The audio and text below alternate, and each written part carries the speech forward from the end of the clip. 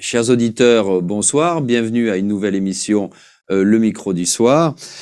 Aujourd'hui, je reçois quelqu'un avec qui nous avions déjà discuté il y a exactement un an.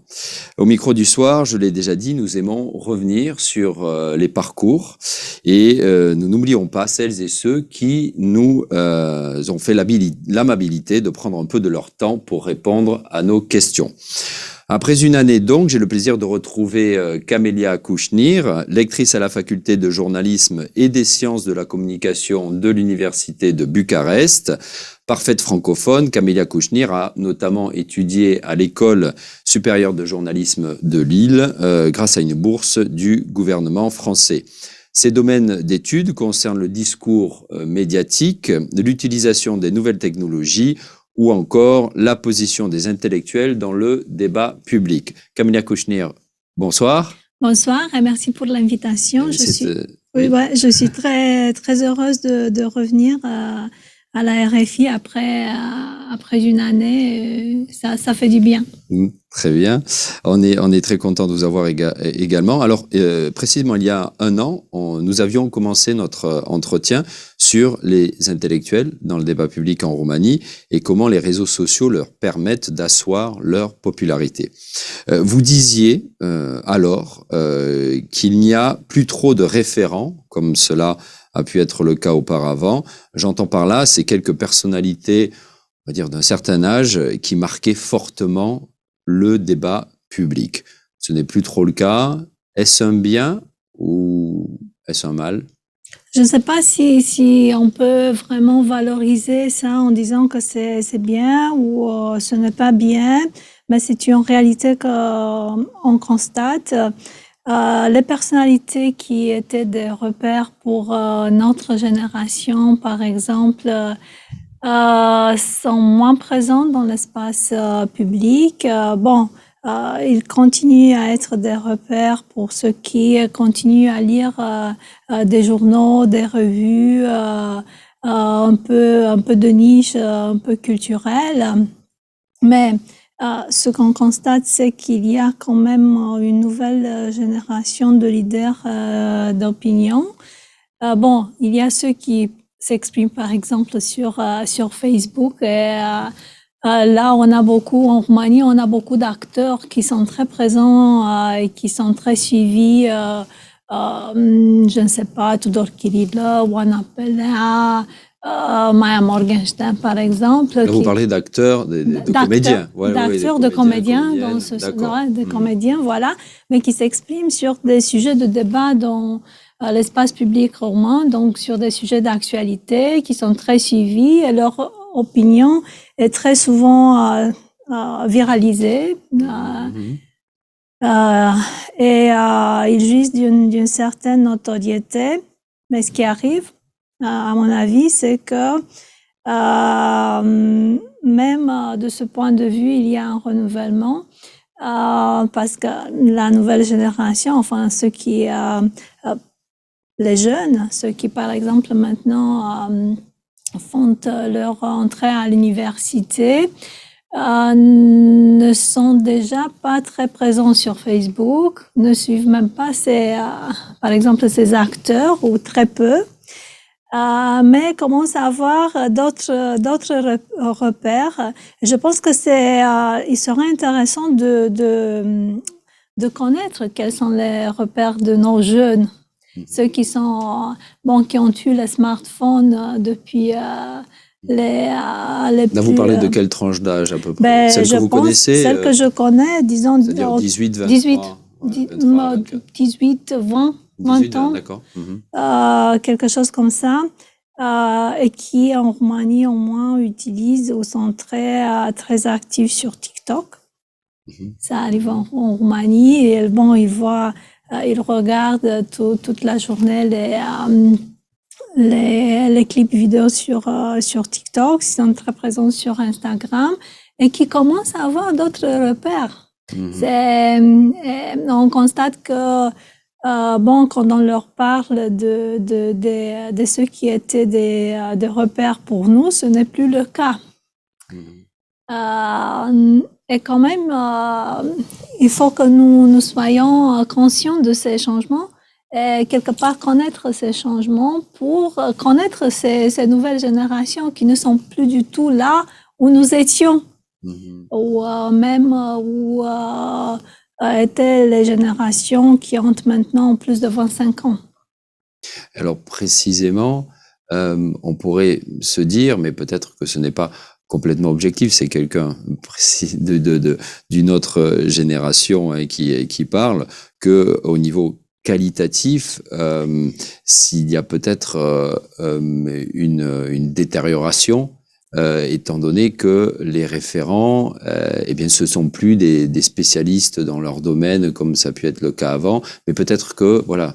Peut-être que ça, c'est un jugement de valeur, mais il n'empêche que quand vous avez un vrai sociologue ou un vrai économiste ou un vrai écrivain qui parle de sujets de société, on peut dire que c'est davantage un référent qu'un peu n'importe qui. Je pense que là, c'est aussi le rôle de l'université, finalement, de quelque part faire connaître à ceux qui deviennent des étudiants, les faire connaître un peu les experts dont vous parliez tout à l'heure, mais qui peuvent être jeunes d'ailleurs. Hein, qui peuvent être jeunes. De très bons jeunes anthropologues ou jeunes sociologues qui sont en Roumanie, à Cluj, à Bucarest, qui enseignent et peut-être qu'à ce niveau-là, il y aurait un effort à faire pour qu'ils soient davantage mis en lumière. Ouais, je suis tout à fait d'accord. Des médias notamment aussi. Je suis tout à fait d'accord, mais en même temps, il faut être conscient du fait que nos jeunes sont fascinés par la popularité des leaders, la popularité de ceux qui arrivent à être populaires sur les réseaux sociaux du genre TikTok et Instagram, par exemple. Ce n'est plus Facebook. Facebook considère Facebook comme c'est ancien, c'est pas là qu'il faut être. Voilà. Et il y a cette fascination d'une popularité gagnée quelque part très facilement. Et il y a cette fascination du rêve de se faire connaître et de devenir populaire un peu. C'est une fascination pour la popularité seulement. Ouais. Voilà. Oui.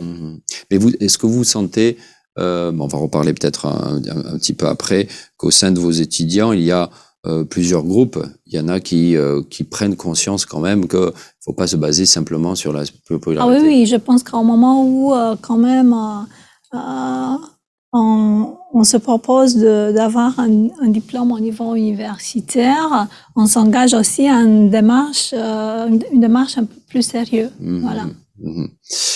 Alors, lors de notre précédente rencontre, nous avions aussi parlé de journalisme de façon générale et comment les médias sont toujours plus à la recherche de nouveaux modes de financement. J'aimerais cette fois-ci que, c'est ce que je disais, on se penche davantage sur les étudiants, sur vos étudiants. Qu'est-ce que vous leur dites quant à leur rapport aux réseaux sociaux? Que leur recommandez-vous au niveau personnel, mais aussi au niveau de l'usage professionnel à venir pour eux? Bon, au niveau personnel, je ne me permets peut-être pas de donner des conseils. Je m'amuse parfois de leur poser la question à propos de... Conseil indirect peut-être, ou d'une façon subliminale, implicite. Oui, voilà, je m'amuse parfois en leur posant la question à propos du nombre d'heures qu'ils passent sur les réseaux sociaux. Je leur demande, est-ce que vous avez regardé cette semaine combien d'heures par jour? Est-ce qu'ils utilisent l'application précisément? Oui, la plupart utilisent, mais les chiffres sont vraiment... Ils n'osent pas les dire, peut-être. Ouais, parfois oui. Voilà. Je pense qu'on peut pas vraiment leur donner des conseils, mais quand même on peut leur comment dire, leur comprendre, leur montrer, peut-être les mettre en garde contre une addiction, contre une addiction, et en même temps les faire connaître les mécanismes qui sont derrière, parce qu'il les y a algorithmes, etc. voilà les algorithmes, tout genre de mécanismes qui nous rendent captifs, qui nous font rester là. Et en même temps, à l'université, les encourager à développer un esprit critique par rapport à leur usage des réseaux sociaux, parce que c'est là aussi le rôle finalement des professeurs. Mais en même temps, nous sommes dans un domaine journalisme, relations publiques et publicité. Nous sommes dans un domaine, trois domaines différents, un peu différents, mais un peu dans la même zone.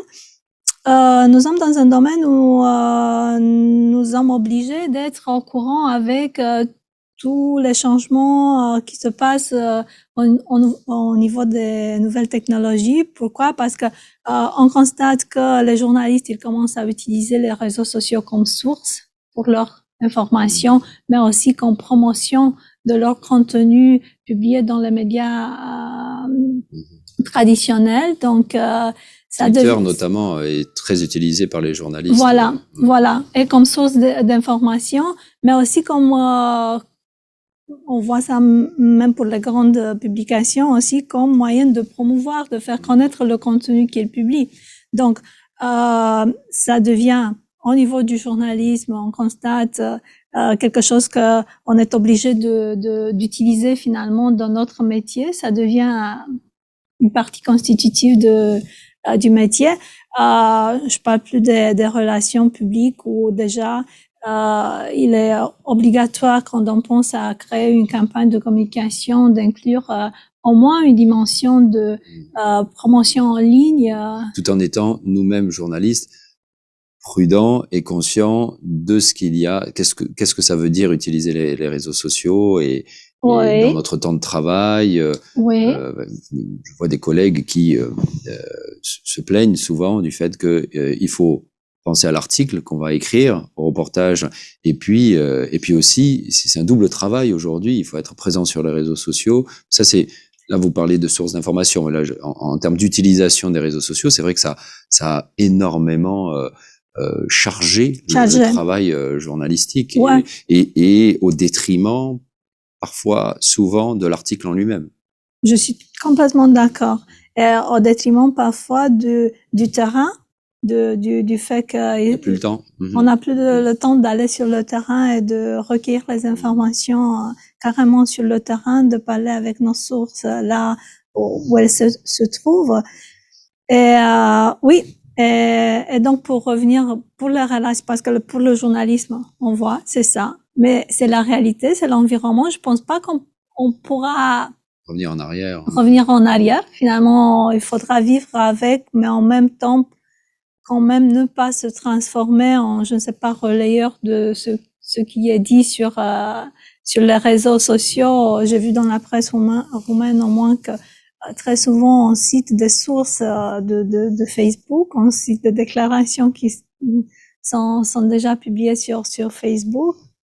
Bon, pour les relations publiques, là aussi, c'est obligatoire déjà d'inclure dans tout ce qui est stratégie de communication la dimension en ligne. En fait, on peut presque plus penser à avoir une stratégie de communication qui. C'est quoi les relations publiques? C'est quoi les relations publiques? C'est tout un domaine. Enfin,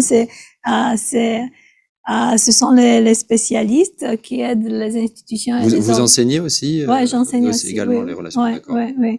Ça, c'est la partie communication. C'est la partie communication, oui. Chez nous, on utilise aussi le terme de relations publiques, mais c'est la partie qui en France est plutôt parce qu'on n'explique pas souvent ce que c'est exactement les relations publiques. Bon, ce sont tous les efforts qu'on fait pour construire l'image d'une institution ou d'une organisation, toutes les stratégies publiques ou privées. Publiques ou privées, ou ça peut être une ONG, ça peut être voilà. Et donc ce sont toutes les stratégies de relations avec la presse, pour essayer de mettre en avant. Mais finalement, les relations avec tous ceux qui sont concernés, tous les publics, ça peut être bon, ça peut inclure aussi la dimension de relation avec la presse, mais ce qu'on constate, c'est que maintenant, aujourd'hui, il est impossible de penser une stratégie de communication sans avoir cette dimension en ligne, parce qu'on fait plus seulement des conférences avec la presse de manière traditionnelle. On fait plus des événements présentiels, mais il faut penser comment est-ce qu'on va communiquer en ligne. On constate aussi, par exemple, que de plus en plus souvent, pour les grandes compagnies, mais ça commence aussi avec les institutions publiques, parfois on fait appel à des influenceurs en ligne qu'on inclut dans les stratégies de communication, c'est-à-dire des leaders d'opinion qui ont une popularité sur les réseaux sociaux et qui sont inclus dans les campagnes de communication. Et aussi pour la publicité, qui est la troisième spécialisation dans notre faculté. Aussi, il y a la publicité en ligne, toutes les publicités qui apparaissent quand nous sommes en ligne sur des sites ou sur les réseaux sociaux. Là aussi, il y a une forte dimension. Vous enseignez également le domaine publicitaire? Un peu moins. Mais bon, c'est ça la faculté avec ces trois directions. Et bon, ça pour revenir et pour dire que nous sommes dans un domaine où nous sommes obligés quelque part de suivre les tendances. De suivre les tendances et de savoir ce qui se passe autour de nous, parce qu'on n'a pas de choix. On n'a pas de choix. Peut-être que les choses sont plus, sont moins influencées par l'actualité pour une faculté de droit ou pour une faculté de médecine, même si là aussi, pour la médecine, je pense qu'il y a des nouveautés qui arrivent un peu tout le temps, mais nous n'avons pas le choix, oui. Voilà. On n'a pas le choix, et puis d'un autre côté, il faut, enfin, vous allez nous le dire, mais faire comprendre à ces étudiants qui seront les communicants et les journalistes de demain que ces nouvelles technologies, il faut se les approprier, mais aussi il faut savoir être critique vis-à-vis de ces nouvelles technologies quand elles prennent un temps qui nuit à la qualité du travail, et aussi qui nuit à la qualité tout simplement de vie du journaliste. Je crois qu'on est d'accord sur le fait que on est aujourd'hui dans un monde qui demande toujours plus de communiquer, d'articles pour qu'il y ait toujours plus de clics, etc. Mais exactement, oui. Voilà. On est toujours dans ce. Il y a également, je le vois, que ce soit ici ou ailleurs en Europe, il y a une espèce de retournement de situation aussi, parce que les gens eux-mêmes disent qu'ils en ont un petit peu assez de ce foisonnement d'informations, et donc il y a aussi un besoin peut-être de retrait et d'envoyer l'information qualitative que de temps en temps. Mais pour vous, ça c'est une tendance qui est très nichée et qui ne va pas être une tendance qui va se généraliser. Vous ne sentez pas ça? Je ne sens pas vraiment ça, même si moi personnellement, je sens le besoin comme on a le slow food, slow journalism.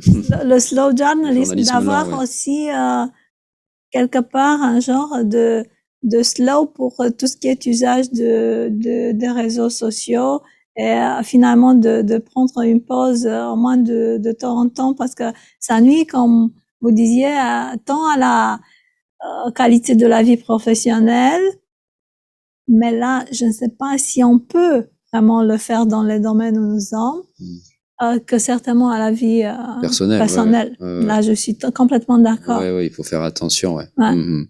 Est-ce que le journalisme fait toujours rêver les étudiants? J'écoutais dernièrement sur une radio française que malgré, comme on l'avait dit il y a un an dans notre premier entretien, les difficultés pour trouver des modalités de financement dans les médias, même si ça va un peu mieux, il y a des abonnements qui sont davantage acceptés par les lecteurs, c'est-à-dire qu'ils sont prêts à payer pour avoir l'information. C'est une tendance qui est là.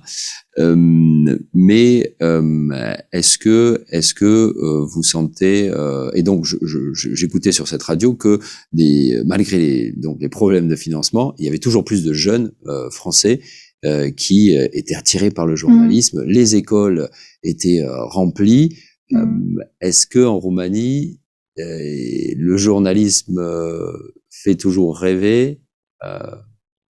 Je pense que ça fait toujours rêver. Nous avons toujours des candidats. Enfin, il y a un bon nombre de candidats que nous continuons à avoir pour la spécialisation en journalisme à notre faculté. L'année précédente, je pense que nous avons pris une campagne d'inscription actuellement. Mais je pense aussi que cette année, ça sera le cas. Bon, les étudiants, quand ils arrivent avec cette idée de journalisme, et quand on leur pose la question pendant les premiers séminaires en première année sur leurs rêves en journalisme, 80% d'entre eux vont répondre qu'ils ils rêvent de devenir présentateur ou présentatrice de télévision à la télévision. Voilà, c'est un peu ça qui fait le 80%, oui, c'est beaucoup quand même. Ouais, quelque chose comme ça, je dirais. Enfin, beaucoup. Dans la faculté, excusez-moi, je vous coupe, le pourcentage d'étudiants qui sont en journalisme, en communication, en publicité, il est comment?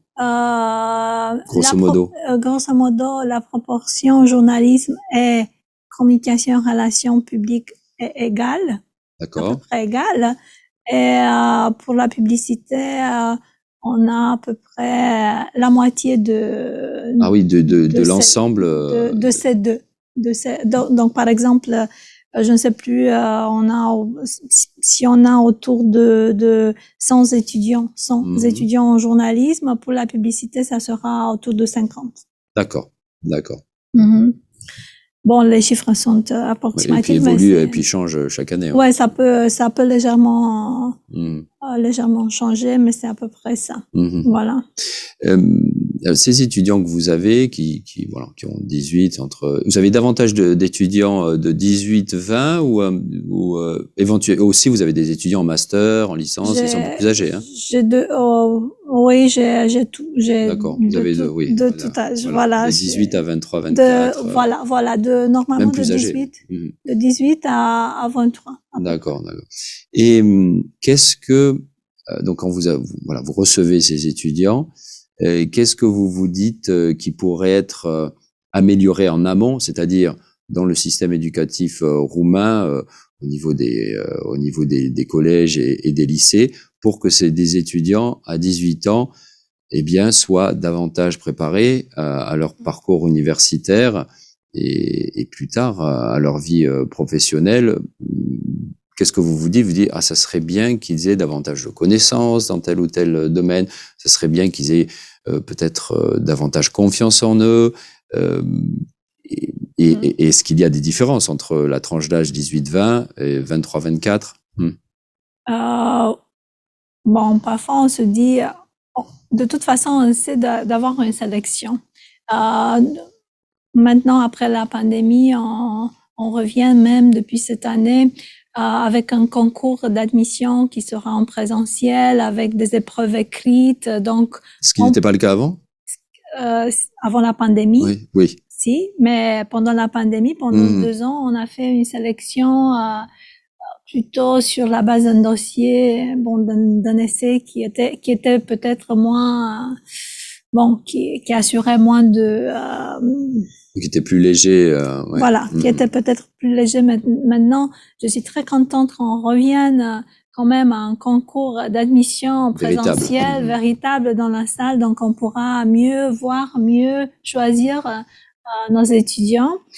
Au niveau de connaissances, oui, parfois on se dit qu'il serait bien qu'ils aient un peu plus je sais pas, même peut-être de connaissances de langue roumaine, d'écriture, etc.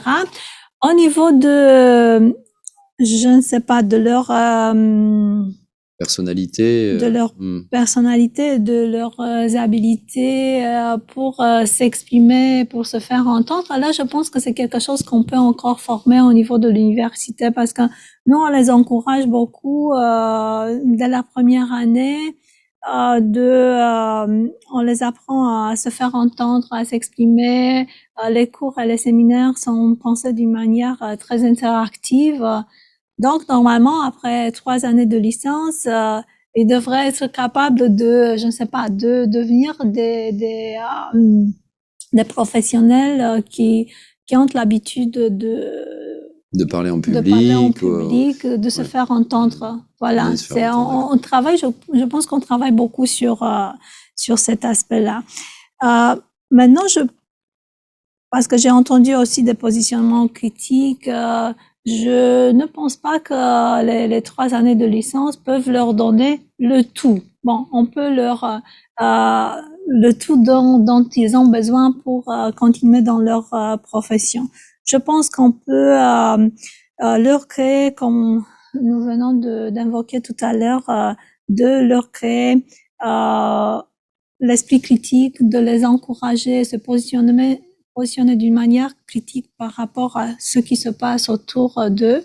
On va essayer de leur créer des compétences, des habilités, mais on va pas tout les apprendre. Ils auront encore des choses à apprendre lorsqu'ils entrent vraiment dans le métier. Donc, ce n'est pas une surprise si, je ne sais pas, pendant leurs premières 2-3 mois de travail dans une rédaction ou dans une agence de relations publiques ou dans un département de communication, ce n'est pas une surprise si ils vont apprendre de nouvelles choses. Et en termes de culture générale, comment vous les jugez quand ils arrivent à l'université? C'est difficile à dire. Ça aurait pu être mieux, mais je pense qu'il faut travailler avec ce qu'on a, voilà, et essayer quand même d'insister, de leur donner des bibliographies, de les faire encore lire. Ça doit pas être évident, hein. Ce n'est pas très évident, oui, parce qu'encore une fois, c'est une génération qui passe énormément de temps sur les smartphones, ça va vite, ils sont habitués à changer. Sur des choses qui sont... Ouais. Là, c'est une toute autre logique que nous sommes obligés de comprendre et de réagir et de nous adapter quelque part, parce que c'est une toute autre logique de consommer le contenu par des choses qui sont courtes. Voilà. Une attention réduite. Une attention réduite. Et en même temps, ils sont en permanence, enfin, il y a plein de choses qui cherchent leur attention. Ils sont ce n'est plus comme avant, nous, pendant le communisme, surtout ici en Roumanie, on n'avait pas trop d'attractions, oui. presque pas de télévision. Et de choses à consommer intellectuellement. Des choses à consommer de manière, intellectuelle, mais aussi pour le divertissement. Ouais. On avait très peu de divertissement pendant le communisme, donc il n'y avait pas trop de... Oui, pardon, excusez-moi, intellectuellement, vous aviez, mais c'était plutôt au niveau des distractions. Oui, des distractions et du divertissement. On n'avait pas trop de choses à nous distraire, Et par contre, pour eux, il y a plein de choses, des festivals, des réseaux sociaux. Donc quelque part, tout cela éveille. On peut dire aussi que ça éveille leur curiosité. Ouais. Le problème, c'est que voilà, l'attention, elle est aussi, le temps d'attention est de plus en plus court, et donc pour qu'ils se plongent dans un ouvrage et qu'ils aillent au fond des choses, c'est peut-être un peu plus compliqué pour eux. Donc d'accord. Parlez-nous, en préparant cette émission, vous me disiez que, comme chaque année, il fallait qu'on parle du master francophone de la faculté de journalisme. Alors, parlez-nous un petit peu de ce master francophone qui intègre des étudiants Erasmus aussi, qui viennent notamment de France. Oui, donc nous avons un programme nous sommes maintenant en plein campagne. Et des étudiants africains également. Des étudiants africains. Cette année, je sais pas si on a en plus un étudiant de Haïti. Haïti, Ouais, donc ça commence à vraiment à être très international. Donc nous avons un programme de master qui s'appelle Médias, Développement, Société et qui est enseigné entièrement en français.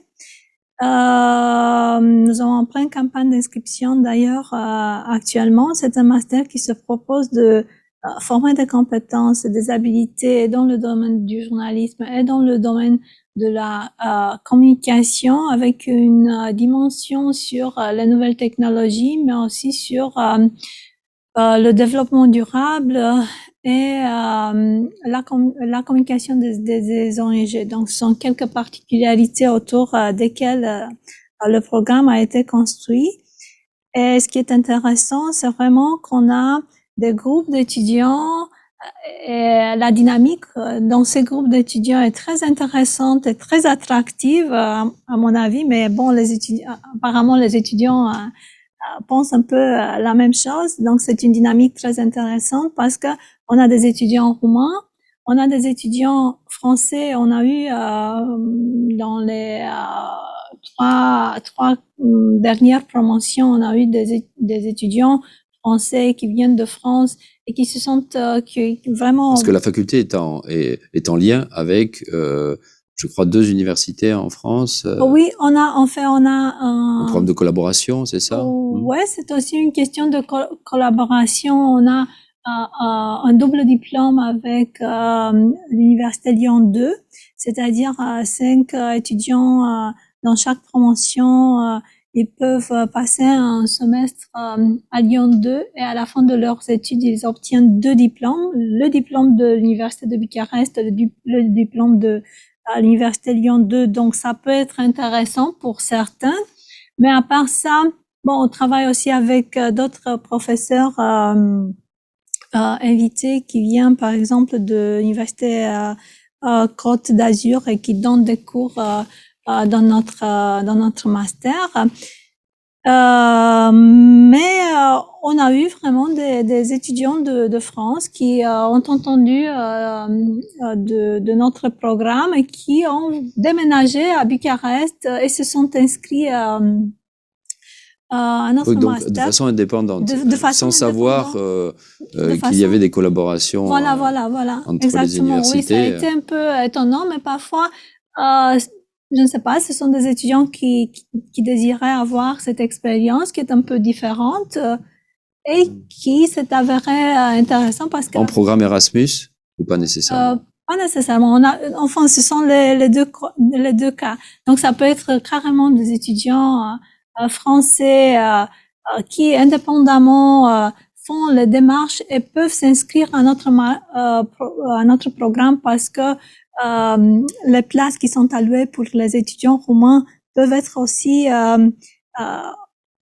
occupées par n'importe quel autre étudiant de l'Union européenne. C'est ça, dans l'Union européenne, finalement, on est éligible.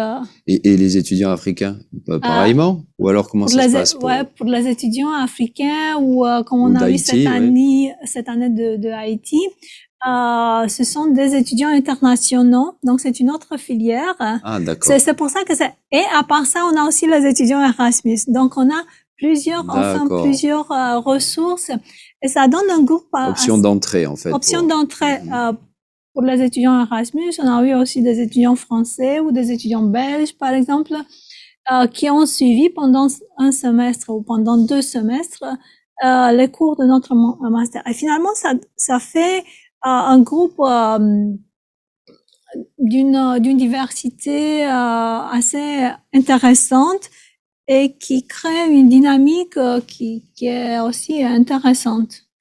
Qui est intéressant, je pense, et pour les étudiants qui viennent de l'extérieur, mais aussi pour nos étudiants roumains qui ont l'opportunité d'interagir non seulement avec des professeurs qui sont francophones, mais aussi avec des collègues qui sont francophones, parfois sans être roumanophones, sans parler le roumain. D'accord. Et donc là, certainement des jeunes étudiants qui nous écoutent, pour s'inscrire, comment comment ça se passe? Il y a 2 sessions, je crois.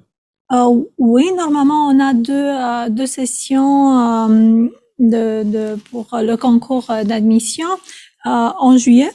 En juillet, oui, ce fin juillet. Donc maintenant, nous sommes en pleine période d'inscription. L'inscription est affichée sur le site. Pour ceux qui ont manqué cette période-là, il y a septembre encore. Il y a encore donc ils peuvent encore s'inscrire en septembre. Ils peuvent encore s'inscrire. Et là, c'est aller sur le site de la faculté Voilà. de journalisme et de communication de Bucarest et il y a tous les renseignements pour éventuellement s'inscrire. Voilà. Et on a aussi une petite page Facebook et Instagram aussi du master qui s'appelle comme ça, Master francophone. D'accord. Très bien. Camilla Kouchnir, merci beaucoup. Merci. Ça a été un plaisir de vous avoir une nouvelle fois sur RFI Roumanie, au micro du soir. Chers auditeurs, je vous dis à la semaine prochaine pour la dernière émission de ce semestre et avant de reprendre en septembre. Voilà, alors d'ici là, comme d'habitude, je vous souhaite un bon week-end. Vous pouvez retrouver cette émission sur le site rfi.ro dès demain ou la semaine prochaine. Je vous souhaite un bon week-end placoute. Au revoir.